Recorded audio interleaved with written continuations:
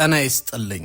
ሰላምታችን በያላችሁበት ይድረስ እያለን በዕለቱ የተሰሙ ዋና ዋና ጉዳዮችን ወደ እናንተ ይዘን ቀርበናል።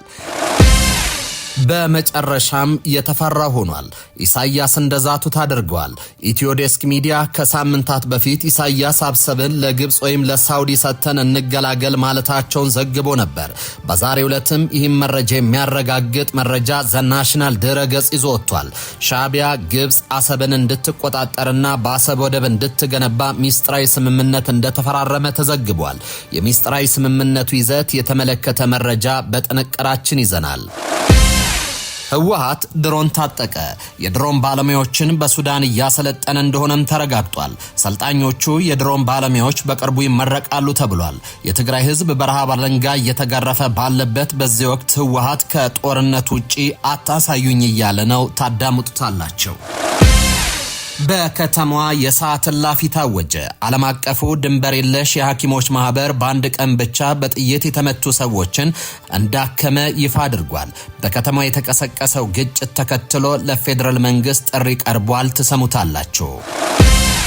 ሩሲያ በገና በዓል ዋዜማ የድሮን ጥቃት ፈጸመች። ጥቃቱ የተፈጸመው ዩክሬንና አሜሪካ የሰላም ስምምነቱ ላይ መግባባት ላይ ከደረሱ በኋላ ነው። የተወደዳችሁ የቻናላችን ቤተሰቦች እነዚህንና ሌሎች መረጃዎችን አጠናቅረናል። አሁን በዝርዝር ወደምንመለከታቸው መረጃዎች እናመራለን። ህወሓት ድሮን ታጠቀ። የድሮን ባለሙያዎችን በሱዳን እያሰለጠነ እንደሆነም ተረጋግጧል።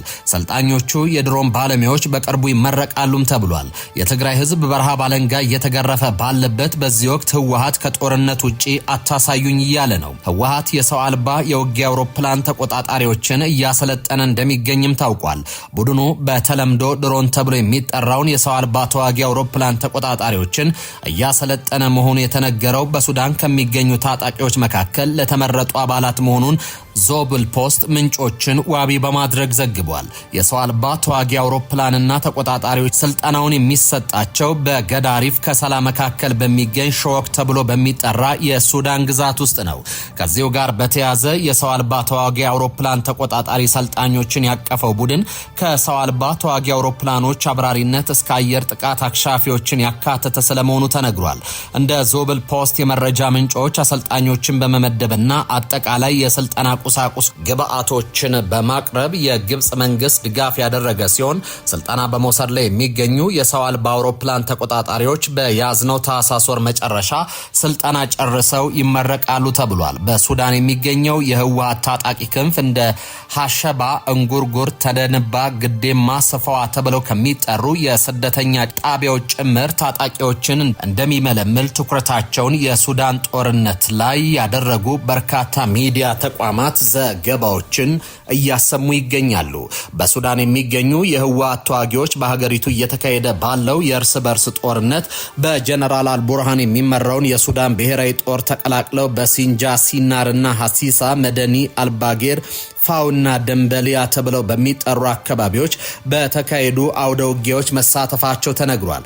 ከዚህ ጋር ተያይዞ በኢትዮጵያ የፌዴራል መንግስትና በህወሓት መካከል ተፈርሞ የነበረው የፕሪቶሪያ የሰላም ስምምነት ተግባራዊ ያለመደረጉንና ስምምነቱን የሚጥሱ የተለያዩ ወታደራዊና የፖለቲካዊ እንቅስቃሴዎች መታየታቸውን ተከትሎ በርካቶች ዳግም ጦርነት ሊቀሰቀስ ይችላል የሚል ግምታቸውን ሲያስቀምጡ ይስተዋላል። ግምቶች ወደ እውነት ተቃርበዋል። በፌዴራል መንግስቱና በህወሓት መካከል ዳግም ጦርነት የሚቀሰቀስ ከሆነ ህወሓት በስልጠና ላይ የሚገኙትን የሰው አልባ ተዋጊ አውሮፕላኖች ተቆጣጣሪዎችን ጨምሮ በሱዳን ለሚገኙ ታጣቂዎች ወታደራዊ ግዳጅ ሊሰጥ እንደሚችል ይጠበቃል። በመጨረሻም የተፈራ ሆኗል። ኢሳያስ እንደዛቱት አድርገውታል። ኢትዮዴስክ ሚዲያ ከሳምንታት በፊት ኢሳያስ አሰብን ለግብጽ ወይም ለሳውዲ ሰጥተን እንገላገል ማለታችንን ዘግበን ነበር። በዛሬው ዕለትም ይህን መረጃ የሚያረጋግጥ መረጃ ዘናሽናል ድረገጽ ይዞ ወጥቷል። ሻዕቢያ ግብጽን አሰብን እንድትቆጣጠርና በአሰብ ወደብ እንድትገነባ ሚስጥራዊ ስምምነት እንደተፈራረመ ተነግሯል። የሚስጥራዊ ስምምነቱን ይዘት የተመለከተ መረጃም ይፋ ሆኗል። ኢሳያስ አፈወርቂ ከሁለት ወር በፊት ወደ ካይሮ አምርተው እንደነበርም ይታወሳል። በዚያም ጉብኝታቸው ባልተለመደ መልኩ ለ6 ቀናት የቆዩት ኢሳያስ አደገኛ ስምምነቶችን ፈርመዋል። ከፈረሟቸው ስምምነቶች መካከል አሰብን ለግብጽ የሰጡበት ስምምነት ይጠቀሳል። ግብጽ በአሰብና በጅቡቲ ወደቦችን ለመገንባት ስምምነት ላይ መድረሷም ተገልጧል። ዘናሽናል ጋዜጣ እንደዘገበው ግብጽ የአፍሪካ ቀንድ አካል ከሆኑት ኤርትራና ጅቡቲ ጋር ወደቦችን ለመገንባት ስምምነት ፈጽማለች። እንደ ዘገባው የስምምነት ግብጽ በአባይ ወንዝ ጉዳይ በገባችበት ውዝግብ በኢትዮጵያ ላይ ያካሄደች ያለችው ጫና አንዱ አካል ነው።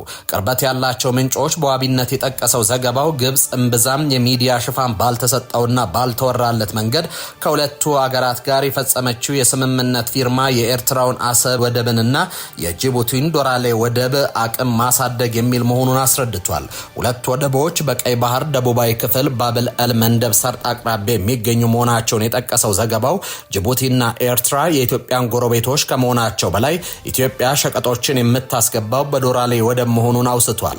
ዘገባው ሲቀጥልም ግብጽ በቀይ ባህር ላይ ከ2000 ኪሎ ሜትር በላይ ጠረፍ ያላትና ቀይ ባህርንና ሜዲትራኒያን የሚያገናኘውን ሲዩስ ካናል የተቆጣጠረች ሀገር ናት ካለ በኋላ በተደጋጋሚ እንደ ኢትዮጵያ ያሉ የባህር በር የሌላቸው ሀገራት ወደ ቀይ ባህር ለመድረስ የሚያደርጉትን ጥረት ስትቃወም መቆየቷን አስረድቷል። ዘናሽናል በዘገባው ይህ ብዙ ያልተወራለት ስምምነት ከኤርትራ ጋር የተፈጸመው ከአንድ ወር በፊት ፕሬዝዳንት ኢሳያስ አፈወርቂ በካይሮ ጉብኝት ባደረጉበት ወቅት መሆኑን አስታውቆ ግብጽ፣ ጅቡቲ ግን በከፍተኛ ባለስልጣናት መካከል መፈራረማቸውን አስረድቷል። እነዚህ ስምምነቶች ከሁለቱ ሀገራት ጋር ጠንካራ ወታደራዊና ፖለቲካዊ ግንኙነት የመሰረተችው ግብጽ በወደቦቹ ወታደራዊ እንቅስቃሴ እንድታደርግ የሚያስችላት እንደሚሆንም ገልጿል። የዘገባው ምንጭን ሲናገሩ ይህ ስምምነት በሁለቱ ወደቦች ላይ እያደረግን ያለውን ወታደራዊ እንቅስቃሴ ህጋዊ መሰረት እንዲኖረው ያስችለናል ማለታቸውን ከጋዜጣው ላይ ተመልክተናል።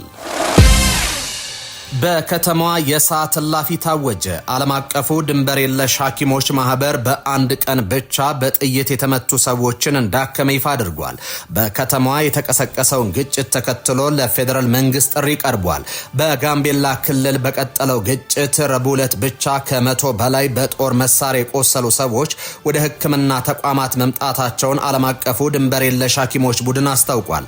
በጋምቤላ ከ2 ሳምንት በላይ በዘለቀው ግጭት በርካቶች ሕይወታቸው ማጣታቸውን ዓለም አቀፉ የድንበር የለሽ ሐኪሞች ቡድን MSF አስታውቋል። ቡድኑ ታህሳስ 15 2018 ዓ.ም ባወጣው መግለጫ ረቡዕ ዕለት ብቻ ከ100 በላይ በጦር መሳሪያ የቆሰሉ ሰዎችን ወደ ሕክምና ተቋሙ መምጣታቸውንና በሚቀጥሉት ቀናት ግጭቱ ከቀጠለ በርካቶች ይመጣሉ ብሎ እንደሚጠብቅም አስታውቋል። MSF እንደ አውሮፓውያን አቆጣጠር ከ2014 ጀምሮ በኢትዮጵያ ጋምቤላ ክልል ለሚገኙ ስደተኞች የሕክምና አገልግሎት ሲሰጥ ቆይቷል። የጋምቤላ ክልላዊ መንግስት በክልሉ ለሳምንታት የዘለቀውን አለመረጋጋት ተከትሎ ከትናንት ጀምሮ የጸጥታ ችግር በሚታይባቸው አካባቢዎች ከምሽቱ 2 ሰዓት እስከ ንጋቱ 12 ሰዓት ድረስ የሚቆይ የሰዓት እላፊ ገደብ ጥሏል። የክልሉ መንግስት የሰዓት እላፊ ገደቡን ይፋ ባደረገበት መግለጫው ላይ በክልሉ አሁን ስላለው የጸጥታ ሁኔታ ተጨማሪ ያለው ነገር የለም። በክልሉ የተከሰተውን የጸጥታ መደፍረስ ለመቆጣጠር በሚል ከህዳር 30 2018 ዓ.ም አንስቶ ከጸጥታ አካላት ውጪ ማናቸውም ተሽከርካሪና ሰው ከምሽቱ 1 ሰዓት በኋላ እንዳይንቀሳቀሱ የሚከለክል የሰዓት እላፊ ገደብ ተጥሎ ነበር። የክልሉ መንግስት በተጨማሪም ከተፈቀደላቸው የጸጥታ አካላት ውጪ የትኛውን ቦታ የጦር መሳሪያ ይዞ መንቀሳቀስ እንደማይቻልም አሳውቋል። ድንበር የለሽ ሐኪሞች ቡድን ባለፈው ሳምንት ረቡዕ በግጭት ለቆሰሉ ታካሚ ኩሌ ስደተኞች መጠለያ ውስጥ የሕክምና እርዳታ መስጠት በጀመረ በ48 ሰዓታት ውስጥ ከባድ የመቁሰል አደጋ የደረሰባቸው የ19 ሰዎች ህይወትን ጨምሮ 50 ቁስለኞችን ማከሙን ገልጿል። አክሎም ባለፉት 7 ቀናት ከ150 በላይ ቁስለኞችን ተቀብሎ ማከሙንም አስታውቋል።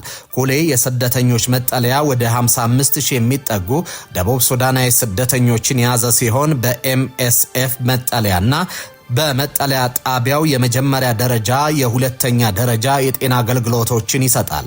ድንበር የለሽ የሐኪሞች ቡድን በቁስለኞች ብዛት ሳቢያ የጋምቤላ ከተማ ሆስፒታል ሳምንቱን ሙሉ የተመላላሽ ሕክምና አገልግሎት ማቆሙንና ሌሎች የሕክምና አገልግሎቶችን መስተጓጎላቸውን ጠቅሷል። ግጭቱ ከጀመረ ወዲህ የበርካቶችን ህይወት ማጥፋቱን፣ የአካል ጉዳት መድረሱንና ግጭቱ በዚሁ ከቀጠለ ወደ ሕክምና ጣቢያው የሚገቡ ቁስለኛ ታካሚዎች ቁጥር ሊጨምር እንደሚችል ቡድኑ በመግለጫው ላይ ገልጿል። በክልሉ ከዳር 28 2018 ዓ.ም ጀምሮ በኢታንግ ልዩ ወረዳ፣ በጋምቤላ ወረዳ፣ በጋምቤላ ከተማና በዙሪያው ባሉ አካባቢዎች በተፈጠረ ግጭት የጋምቤላ ከተማ ፖሊስ ጽሕፈት ቤት አዛዥ የነበሩት ዋና ኢንስፔክተር ኡመድ ኡጁሉን ጨምሮ በርካቶች ተገለዋል። በክልሉ ዋና ከተማና በአካባቢው ባሉ ወረዳዎችና ቀበሌዎች በተፈጠረው ግጭት የሰዎች ሕይወት ሲጠፋ የአካል ጉዳትና የንብረት መውደም ደርሷል። ይህን ተከትሎ ባንኮችና የመንግስት መስሪያ ቤቶችን ጨምሮ በርካታ አገልግሎት ሰጪ ተቋማት አገልግሎት መስጠት ማቋረጣቸው የተዘገበው ባለፈው ሳምንት ነበር። የዩክሬኑ ፕሬዝዳንት ቮልዲሚር ዘለንስኪ ከአሜሪካ ጋር በጋራ የተዘጋጀውን ባለ 20 ነጥብ የሰላም እቅድ ረቂቅ ይፋ አድርገዋል። ዩክሬንና አሜሪካ በአብዛኞቹ የእቅዱ ነጥቦች ላይ መግባባት ላይ ቢደርሱም በዶንባስ ግዛት ቁጥጥርና በዛፖሮዥያ የኒውክሌር ጣቢያ አስተዳደር ላይ አሁንም መሰረታዊ ልዩነቶች መኖራቸውን ፕሬዝዳንቱ ገልጸዋል። እቅዱ የዩክሬንን ሉዓላዊነት የሚያረጋግጥ ከኔቶ ጋር የሚመሳሰል ጠንካራ የደህንነት ዋስትና የሚሰጥና ለሀገሪቱ መልሶ ግንባታ የሚውል 800 ቢሊዮን ዶላር የሚገመት የልማት ጥቅል የሚያካትት ነው። ይሁን እንጂ ሩሲያ ዩክሬን ሙሉን የዶንባስ ግዛት እንድትለቅ የቀረበችውን ጥያቄ ኪየቭ ውድቅ አድርጋለች።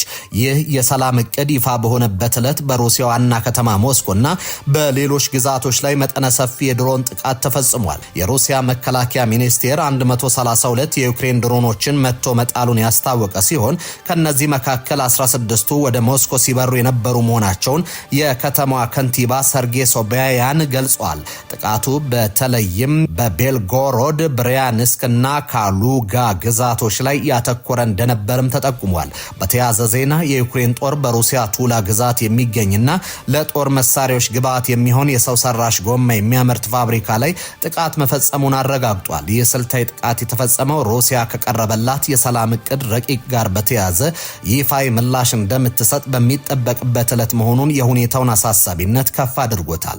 ፕሬዝዳንት ፑቲን በረቂቁ ላይ ገለጻ ተደርጎላቸው ሩሲያ የራሷን ይፋ አቋም እያዘጋጀች መሆኑን ክሬምሊን አሳውቋል። ተመልካቾች ለሰዓቱ የነበሩን ዜናዎች እኚህ ነበሩ። በያላችሁበት ሰናይ ጊዜ ይሁንላችሁ።